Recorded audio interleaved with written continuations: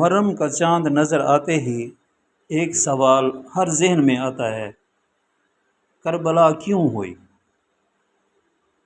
امام حسین رضی اللہ تعالیٰ عنہ جانتے تھے کہ کوفہ کے راستے میں موت ہے، جانتے تھے کہ ان کے ساتھ صرف 72 لوگ ہیں اور سامنے یزید کی ہزاروں کی فوج، پھر بھی انہوں نے سفر کربلا اختیار کیوں کیا؟ کیا یہ صرف اقتدار کی جنگ تھی؟ کیا یہ صرف 2 خاندانوں کی لڑائی تھی؟ نہیں، کربلا ایک اصول کی جنگ تھی، حق اور باطل کی جنگ، ضمیر اور مصلحت کی جنگ۔ یہ سمجھنے کے لیے ہمیں 60 ہجری میں واپس جانا ہوگا۔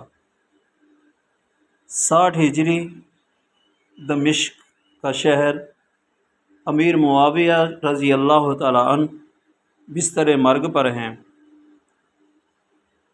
اور وفات سے پہلے انہوں نے ایک ایسا کام کیا جس کی اسلام میں کوئی مثال نہیں تھی۔ انہوں نے اپنے بیٹے یزید کو اپنا جانشین مقرر کر دیا۔ خلافت کو ملوکیت میں بدل دیا گیا۔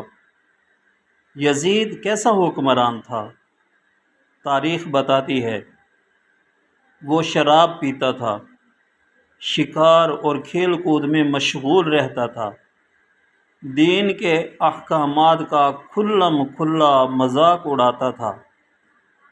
مدینہ کے صحابہ اور تابعین اسے خلافت کے لائق نہیں سمجھتے تھے۔ معاویہ کی وفات کے بعد یزید نے مدینہ کے گورنر ولید بن عتبہ کو خط لکھا کہ حسین رضی اللہ تعالیٰ عنہ سے میری بیعت لے لو، اگر انکار کرے تو اس کا سر قلم کر کے میرے پاس بھیج دو۔ آدھی رات کا وقت تھا۔ گورنر نے امام حسین رضی اللہ تعالیٰ عنہ کو بلایا، کہا یزید کی بیعت کر لو۔ امام حسین رضی اللہ تعالیٰ عنہ کا جواب تاریخ میں سنہرے حروف سے لکھا ہے۔ آپ نے فرمایا کہ مجھ جیسا اس جیسے کی بیعت نہیں کر سکتا۔ اس ایک جملے میں کربلا کا پورا فلسفہ چھپا ہے۔ امام حسین رضی اللہ تعالیٰ عنہ نے 3 بڑی وجوہات کی بنا پر انکار کیا تھا۔ پہلی وجہ خلافت کا اصول۔ اسلام میں خلیفہ کا انتخاب شورا سے ہوتا ہے۔ قرآن کہتا ہے وَأَمْرُهُمْ شُورَىٰ بَيْنَهُمْ۔ خاندانی بادشاہت کا اسلام میں کوئی تصور نہیں۔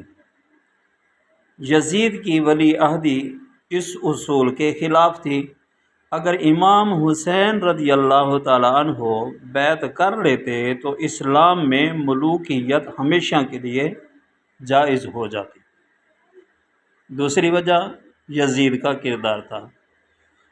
خلیفہ وہ ہوتا ہے جو امت کے لیے نمونہ ہو، جو خود قرآن پر عمل کرے۔ یزید کھلم کھلا گناہ کرتا تھا۔ امام حسین رضی اللہ تعالیٰ عنہ نے فرمایا یزید شرابی ہے، قاتل ہے، فاسق ہے، ایسے شخص کی بیعت کر کے میں دین کو کیا منہ دکھاؤں گا۔ اور تیسری وجہ امت کی ذمہ داری۔ امام حسین رضی اللہ تعالیٰ عنہ نواسہ رسول صلی اللہ علیہ وسلم تھے۔ پوری امت کی نظریں آپ پر تھیں۔ اگر آپ جھک جاتے تو پوری امت جھک جاتی۔ آپ نے فرمایا میں اصلاح امت جدی کے لیے قیام کیا ہے، امر بالمعروف اور نہی عن المنکر کے لیے نکلا ہوں۔ امام حسین رضی اللہ تعالیٰ عنہ نے مدینہ چھوڑ دیا، مکہ آ گئے۔ یہاں کوفہ کے لوگوں کو خطوط پہنچے، 12,000 خطوط، 18,000 دستخط۔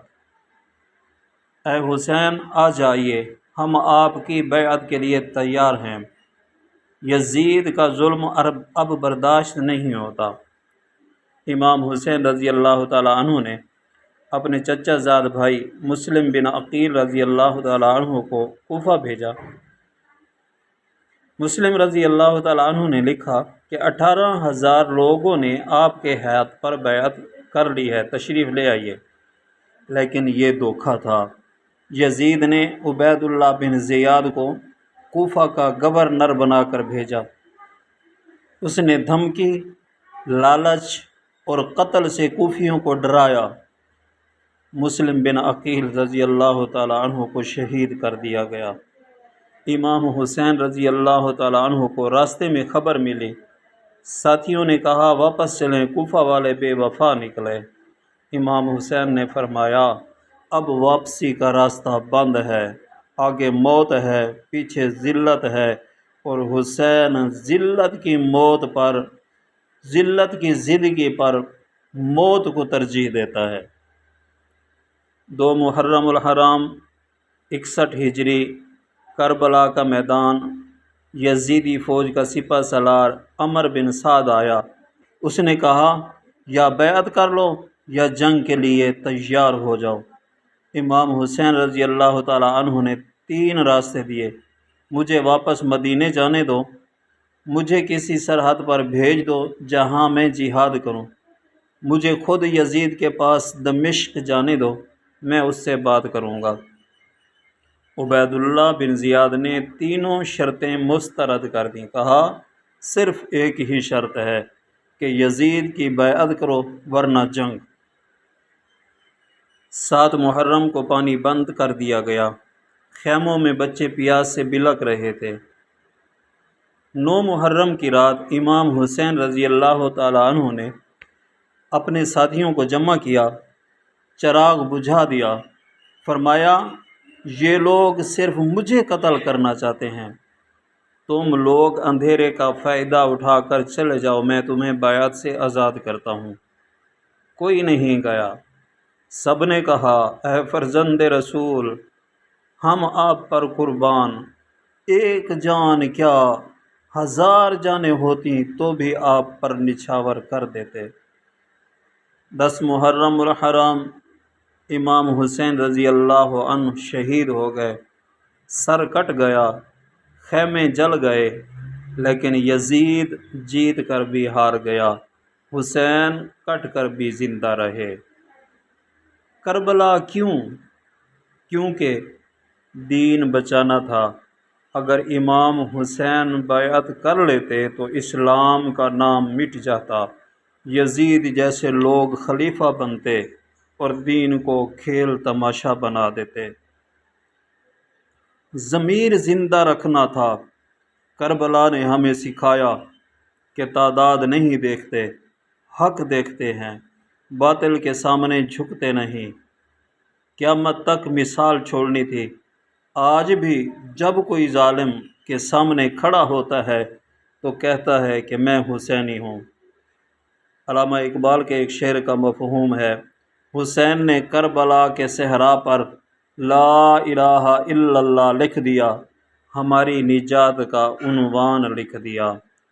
آج 1400 سال بعد کربلا ہم سے سوال کرتی ہے، کیا ہم یزید کے دربار میں کھڑے ہو کر نہیں کہہ سکتے ہیں؟ کیا ہم اپنے فائدے کے لیے باطل کی بیعت تو نہیں کر رہے؟ کیا ہم حسین والے ہیں یا کوفہ والوں جیسے؟ کربلا صرف رونے کا نام نہیں، کربلا جاگنے کا نام ہے۔ ہر دور کا ایک یزید ہوتا ہے، ہر دور کو ایک حسین چاہیے۔ دوستو آج کی ویڈیو کیسی لگی کمنٹ میں ضرور بتائیے گا۔ ملتے ہیں اگلی ویڈیو میں، تب تک کے لیے اللہ حافظ۔ السلام علیکم ورحمۃ اللہ وبرکاتہ۔